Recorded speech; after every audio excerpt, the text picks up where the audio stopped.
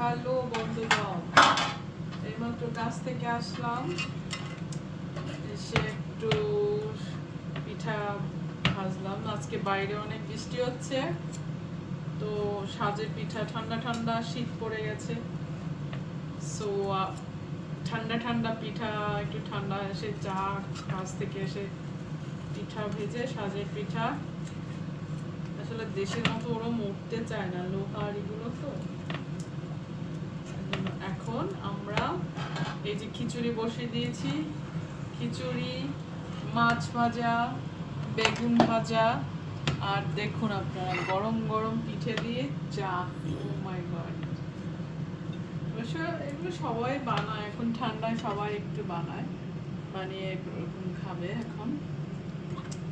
তো কাজের পরে এই যে একটু, আসলে আমি একটু গুড় কিনে আনি, আমি ওই গুড়টা তো এখানে অত বেশি ভালো পাওয়া যায় না, এই জন্য আমি একটা বড় বাটালি গুড় নিয়ে আসি, সেটাকে এরমভাবে ঝোল করি, ঝোল করে তখন আমরা খাই।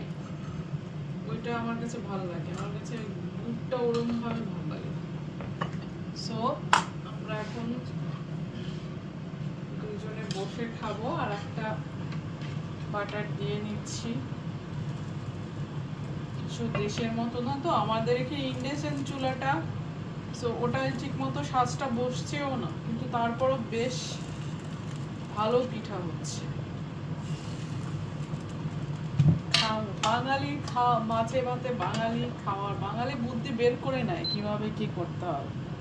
সো আমার মাথায় এত বুদ্ধি ছিল না অবশ্য, আমার ঘরের জন্য আর বুদ্ধি বেশি, তো যার কারণে বুদ্ধিটা পেয়ে গেলাম।